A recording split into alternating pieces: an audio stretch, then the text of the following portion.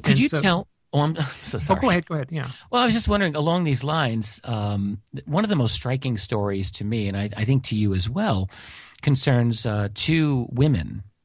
I happen to know who both of these women are as well. They're within the UFO community. I guess a lot of us know each other, and they're known to me, and I'm friends with them, and you know them. You've interviewed them, and they had two incredibly oddly parallel stories connecting owls and UFOs in a really weird way. And it just seems to me that it's an interesting story. It's a puzzling story. And it's kind of a beautiful and fascinating story all at once. And it was also, so there was a handful of accounts that came in what I call back-to-back stories. Some of them came in less than 24 hours apart. The other ones came in a few days apart, but these stories parallel each other enough that it's striking. And I have to include myself in this too, because the way they arrived for me had a power, and I recognize that power. So the first story would have been this woman, Susan Kornacki. She's open, she's out, she's talking about her experiences. She's very clear that she's had these contact experiences in her life.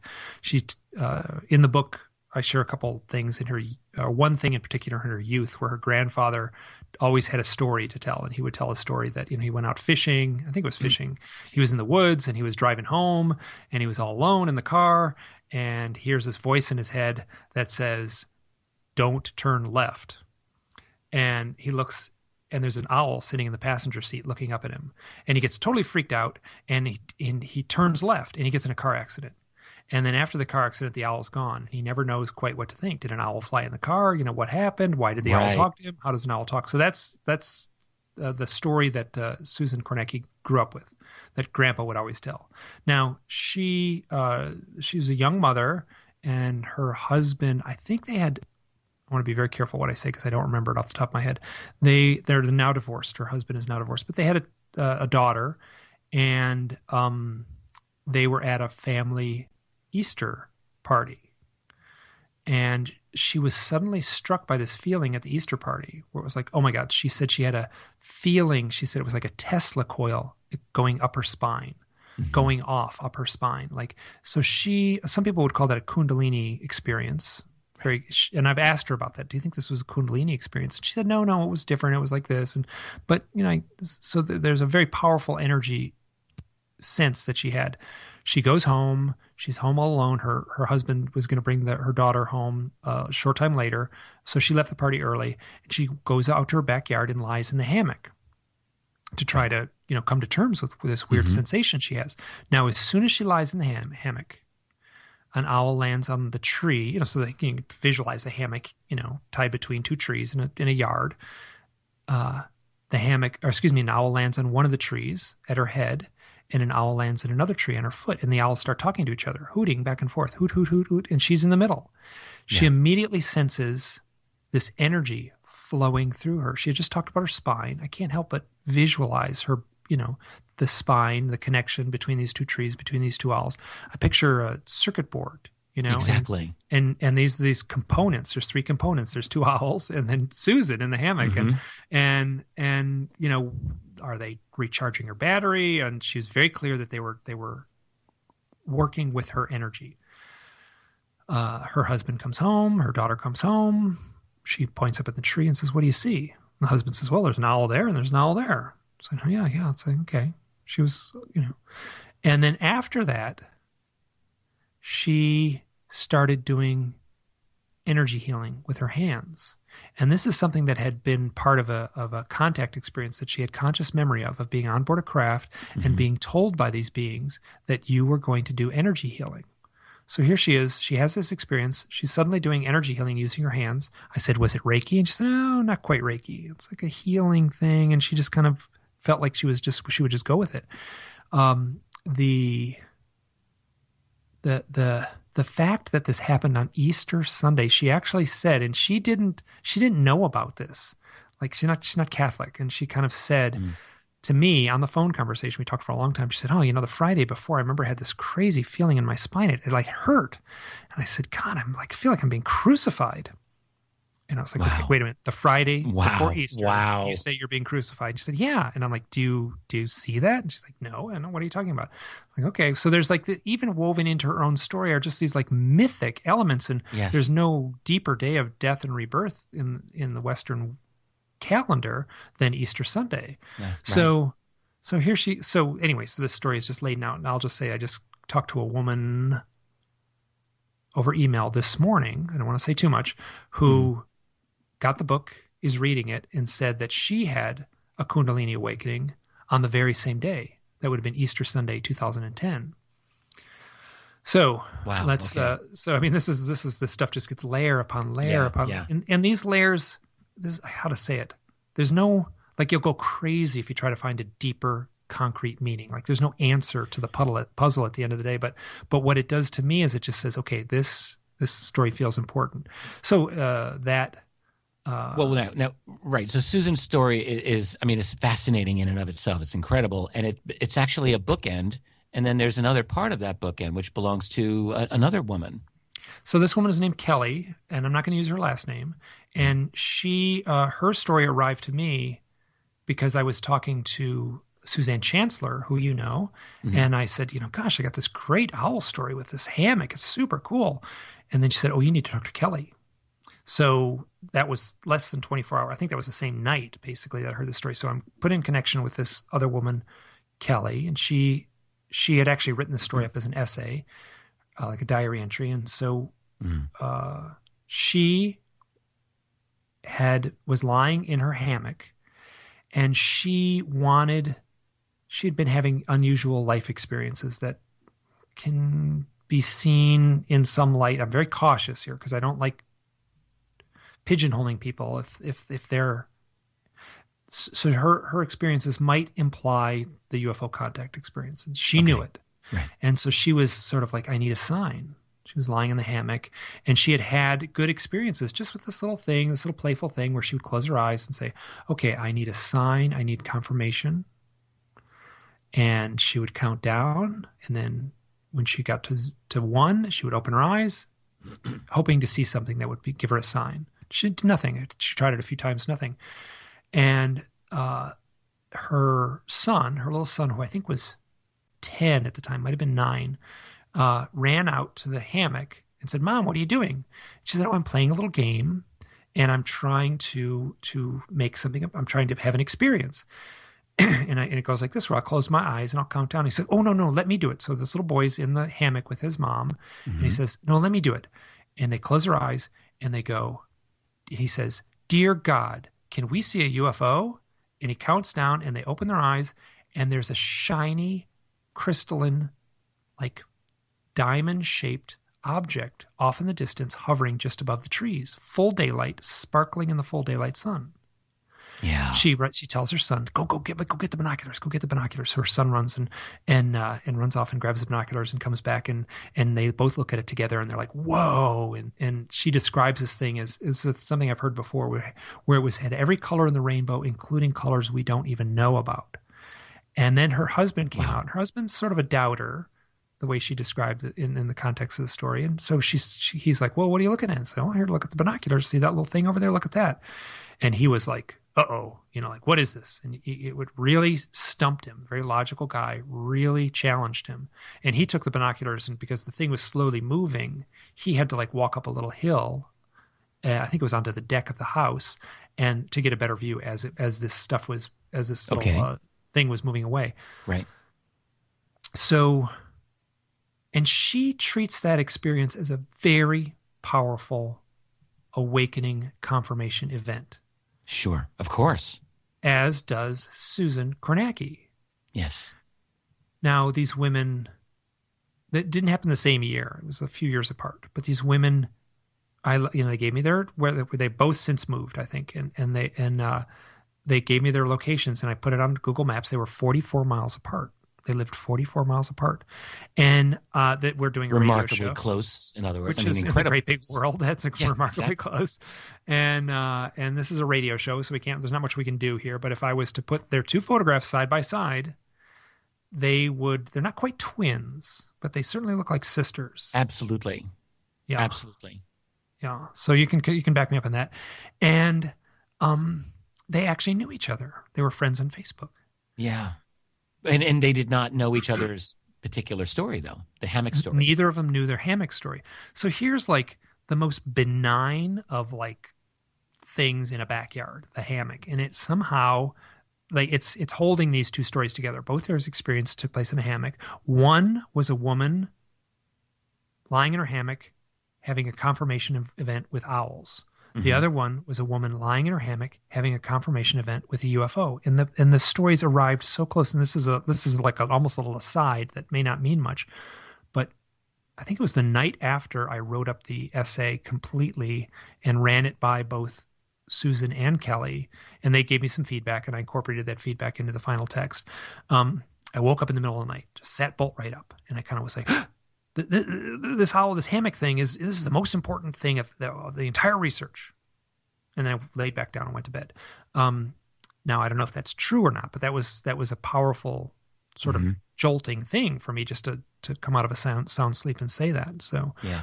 and I have a number of accounts like this. There's a back-to-back account with these two women on a balcony. We There's a can't back-to-back can't account. go into it right now. I have to interrupt you, Michael. I'm so sorry. Oh no, We're at the please do. we're at the bottom of the hour. I'm so glad you got to tell that story, and we can pick up the next one, and maybe we can also talk a little bit, maybe your own particular experience of your own synchronicity. That's really quite remarkable. If we're able to get time in for that, we'll see what we can do. Right now, I'm Richard Dolan here with Mike Clelland, author of The Messengers, Owls, Synchronicity, and the UFO Abductee. Fantastic book. It's at richarddolanpress.com. And also you can look at Mike's site at hiddenexperience.blogspot.com. We're here on KGRA Radio. We'll be right back after a couple of minutes.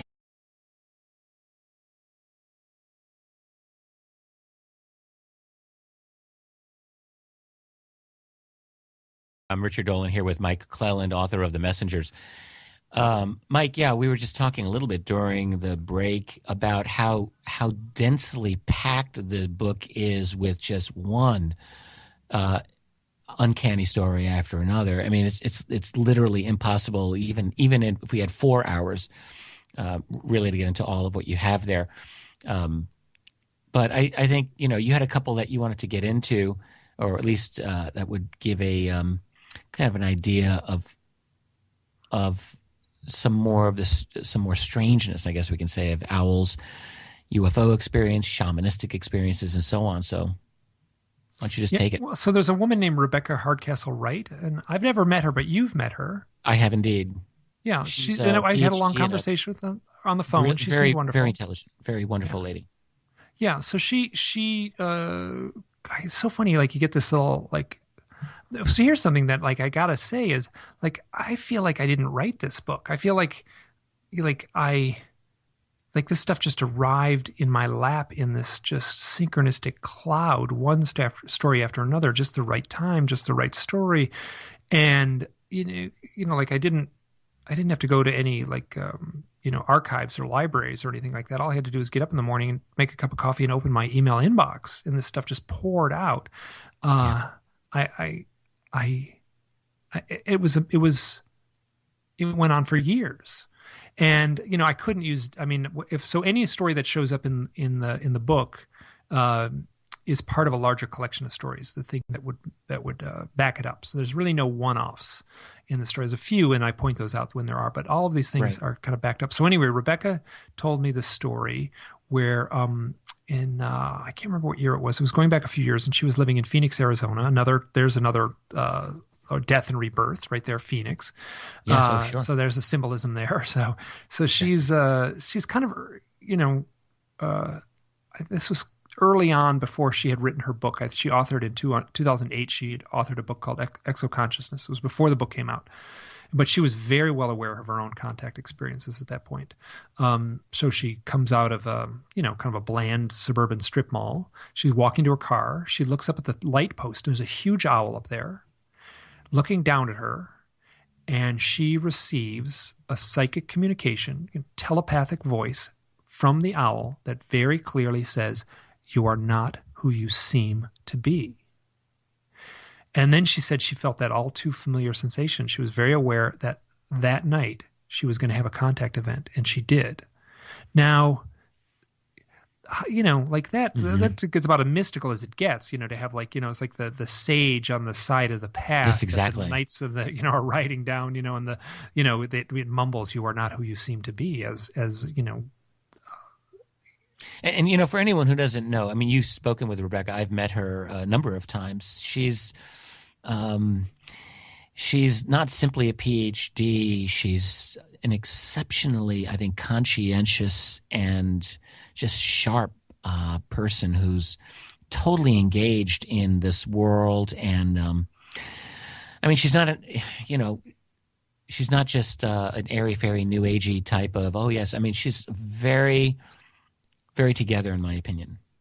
Yeah, and her story is sort of back to back with someone who is, I don't know, the airy fairy new agey is a very strong way to put it. But so there's I didn't mean to sound disparaging. No, actually, it really didn't come out right. But that's a very big thing in this field of ours, and you might hear that more often from someone who's really like very distinctly in that area. And Rebecca, she's not nuts and bolts like I would be, for example, but she's very grounded indeed. Yeah. So, but I mean, that story told me a lot, that sort of, there's such a mystical aspect to this stuff. There's a fellow, I don't know if have you ever interviewed him? David Weatherly? Yes. Well, I've chatted quite extensively with David. We know each other. He's an amazing researcher, an amazing guy. Yeah. And he doesn't really come out and say it. He's certainly said it, and he'll say yes if you ask him, but he keeps it kind of under the radar. But he is a shaman, and I've talked with him, and he talks about his, apprenticeship and the years he spent in traveling to all across the North America and Russia and I think Norway. I'm not sure, but so he. He's very well versed in the Nordic lore of the shaman. So, but he's also a paranormal researcher. He wrote the book Black-Eyed Children, which was a big book for him, and then he also has done a fair amount of UFO research. So he was called to the home of a family, a mother and their kids, who were having repeated, ongoing UFO experiences in their house. So he arrives at the house. And he has a little voice recorder. So he had to change. He wanted to put fresh batteries in the voice recorder. So he's looking down at the thing and he's monkeying with the batteries. And as he's sitting there in the front seat of his truck, he hears like an audible thud and actually feels the car kind of jolt a little bit and looks up. And there's a great horned owl standing on the hood of the car, staring at him through the windshield. Unbelievable. Now, has that ever happened to you? Not ever. Okay, so, not ever. That has never happened to me. I've had a lot of odd owl experiences, but that's never happened to me. So he goes into the house and he asks the mother, like, what's going on with your experiences, and like pragmatic, straight questions. And then at that point, the little boy runs in and like, mommy, it's back, and David's like, well, what's back? And the mother explains, well, there's an owl that's been peeking in the window of the sun. And then I've never seen it, but the neighbor has seen an owl hanging out in the yard. And this is, he's describing a great horned owl on the roof of his car. He's not describing a screen memory. It's not a 4-foot tall owl. It's the size of a normal, they're fairly big owls in North America, but it's not a 4-foot tall owl. So here's a shaman going to the home of someone who's having UFO contact, and an owl lands on his car. I mean, how do you the layer upon layer upon layer. Where do you? So I don't even try to. I just all I can really do is point out these things in the No, context of the book. And the exactly. shamanism thing is something that is its own. Like you start pulling on that thread, and oh my god, it just goes everywhere. Andrea and I, my partner Andrea and I, saw an owl, which is another long story. Was we had another hour, I would be happy to tell that one. But so we come. She comes home from she's out. She comes home. The one parking spot where she always parks is full. So she has Hmm. to park in a different parking spot. She looks in a tree and sees an owl. She gets on her phone. It's like, Mike, call me. Or come out right now. There's an owl. Hmm. So it's wintertime. We stand outside. We have a camera. I'm taking pictures of this owls. She has this, like, I guess, so the shorthand term, she has a download experience. She sees this owl. She has Right. this Andrea sensation does. that things are changing, things are warping, time comes to a standstill. I'm standing right over her, taking pictures of the owl at the exact same moment. She's seeing the owl like radiating a magenta aura. I see nothing, none of this. None of it shows up on the camera. And she's Hmm. standing right in front of me going like, oh God, this is weird. It's getting weird.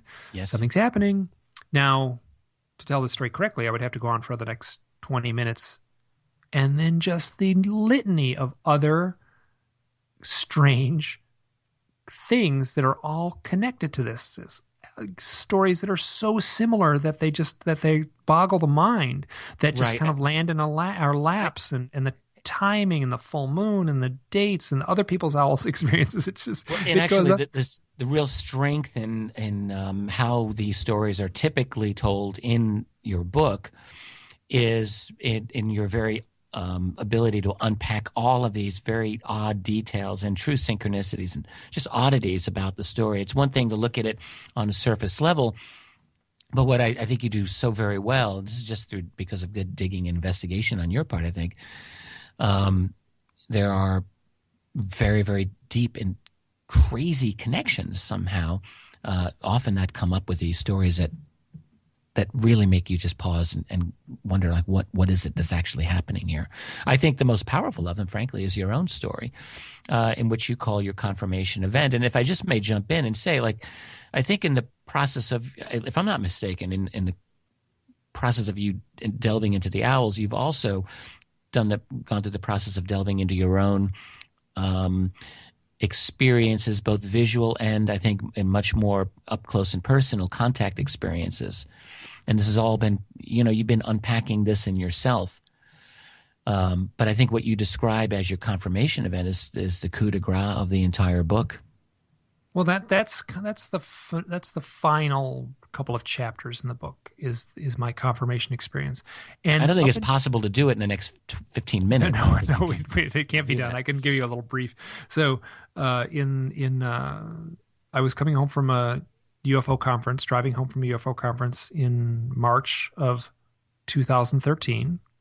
It's not very long ago, and slept out on the side of the road and woke up in the middle of the night, which is something I do. I mean, I worked in the outdoor industry and I slept. It's totally normal for me to sleep out under the stars. And looked up at this hillside. This is in rural, I mean, whatever. Southern Utah is very dusty and open and rural. And so I'm very much alone. I'm not near a, interstate or anything like that. So I'm lying there and I wake up in the middle of the night and I look up at this hilltop and there's this big round building at the top of this hill, right near where I'm lying. It's pretty far away. It's a totally clear, calm night, so perfectly electrically vivid. And I say to myself, and that looks just like a landed UFO. Mm-hmm.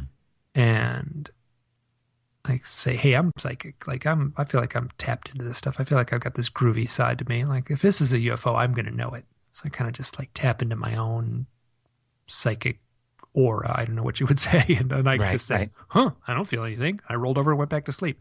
And I rolled over 3 more times that night and sat and stared at this thing, and I've spent a lot of time looking at the stars and lying out at night and stuff. And I know what it means to wake up in the middle of the night and see something and stare at it. So it wasn't like it was just a glance at something. I mean, I just Right. laid there staring at this thing for probably, all total over an hour. Was this when was there a coyote? Am I remembering this There was correctly? a coyote. Yes, there's a Very coyote. One of nearby the you. times I woke up, there was a coyote right near my head. And again, like I've slept out onto this. I mean, this was like, I cannot believe I didn't see the coyote. It was so close, yapping, howling away. I wasn't scared at all. It was a magical experience.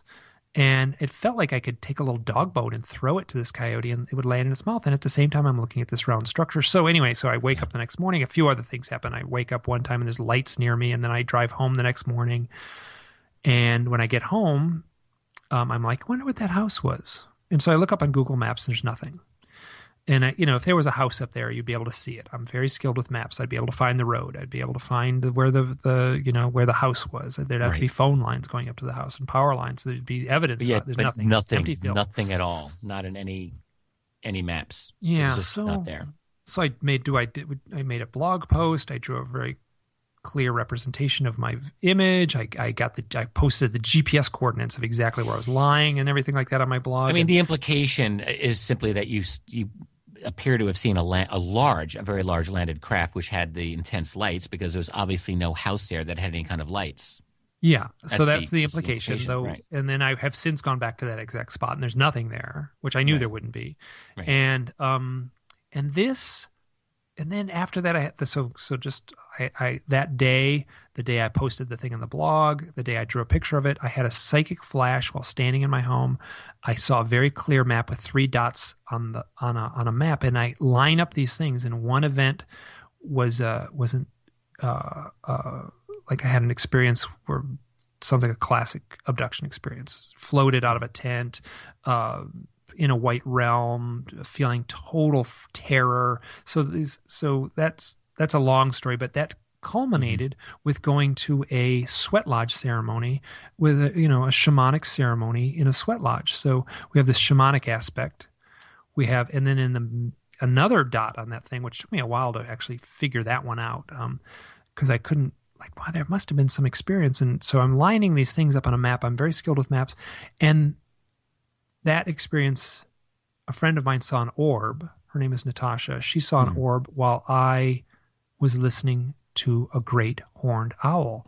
And these things line up like electrically perfect on this map. And you line them up on Google Maps, and it's absolutely precise. These 3 events are in an exact straight line across, I don't know how many hundreds of miles. 231 miles.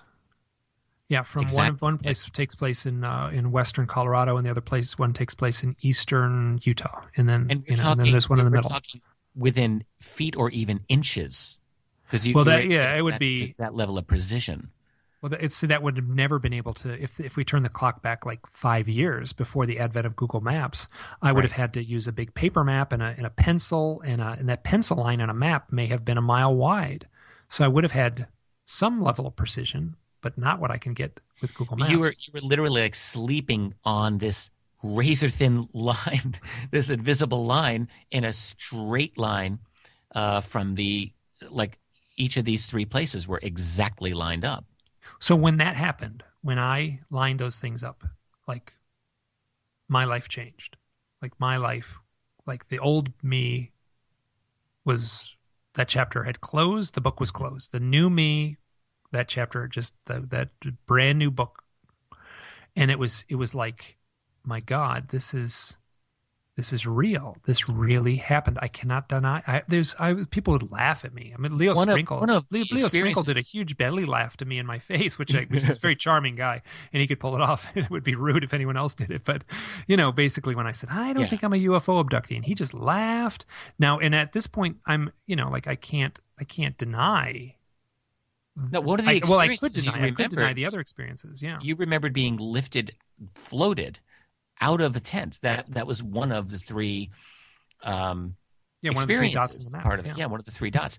And I managed to push that away. I managed to deny that completely. Right. And I've had people, people would just laugh at me, like, dude, you were abducted. And I'm like, well, I can't be sure. And I mean, I had a weird scratch. I mean, there was there's all this stuff that's right out of the You did end up having a fairly clear recollection of it, seems to me, but I think it took you a little while.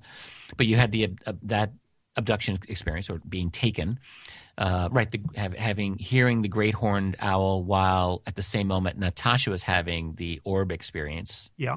That was on one, and then the first dot of the map having the sighting of what looked like a house, but which wasn't a house, and that was evidently a landed UFO. All exactly, precisely, in a straight line with razor thin exactness, 231 miles apart. So I mean, it was that's extraordinary. At that point, I ceased. I was capable of denying these weird events until that moment, and then it was just like, okay, denial is not an option. It's confirmed. Absolutely, this is real. And now the thing that's strange is, I had to make a map. I had to sleep outside.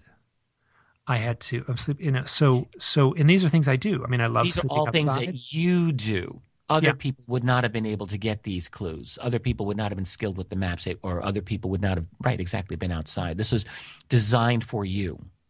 Designed for me and me alone. So I was confronted with clues that were placed. I mean, a psychic vision was projected into my mind. That is as frank and clear and truthful as I can be.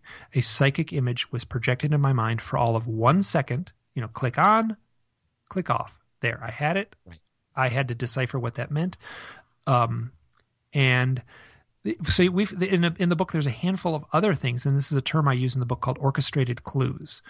And other people have confronted the same thing, and they are equally as absurd at times. There's one woman who had the experience where it was a catfish in an aquarium ate a cucumber in the shape of a triangle, and it was her confirmation moment in a way. Exactly, which is absurd and ridiculous on its. There's a long story that associated with that, but that was. I know that story well as also, and it's fascinating, and you're exactly right. There are a series of clues for her that only she really could have gotten that took her into this incredible realization. And again, you get this feeling that there's, orchestrated clues. I think that's right. Something is orchestrating these things. And the clues that I was confronted with were exactly the stuff that delighted me. Owls and coyotes. I mean, there's nothing that in the two animals in North America that have the most folklore around them are owls and coyotes, and there they were at two of the separate spots. And the third spot was a shamanic sweat lodge experience run by a Native American down in the Hopi or down in the Navajo reservation. Yeah. So, look, we have only a couple of minutes left, and I'm wondering if we can try. I mean, to draw some implications out of what this research really means. What does it mean to you? How do you perceive reality now, having gone through this research and writing out all of these accounts, including your own? Well, curiously, I'm a lot calmer. I mean, I feel like I was a bit. Years of my life were spent in this introspective, where the wheel was just grinding in my head, like, this can't be true, but it's true. It can't be true. Something happened, but it couldn't have happened. The tape loop was just stuck. And in doing this book, I untangled the threads that were confining and knotting up my own psyche in a way. And I feel like I emerged out of the book a more spiritual person. That spiritual is a kind of an easy term to use, and I'm not sure exactly what it means, but I feel like I'm a more open-minded and more far-seeing. I mean, that's sort of sounds lofty, but I feel like I'm capable now in a way that I wouldn't have been before, partially just because the chatter in my own mind would have been blocking me from seeing. It feels like I can see just a little further down towards the vantage point on the highway. So I've changed. The book changed me. Like, there was a nervous, introspective, frightened person who started the book, and there was a more secure, hopeful person that finished the book. Well, that's very interesting that you've gone through. It's a definite growing experience, clearly. The thing that I keep wondering is, what is guiding our reality? And I want to read the quote by Nick Redfern about your book. And Nick is one of our best authors and researchers. He's written many.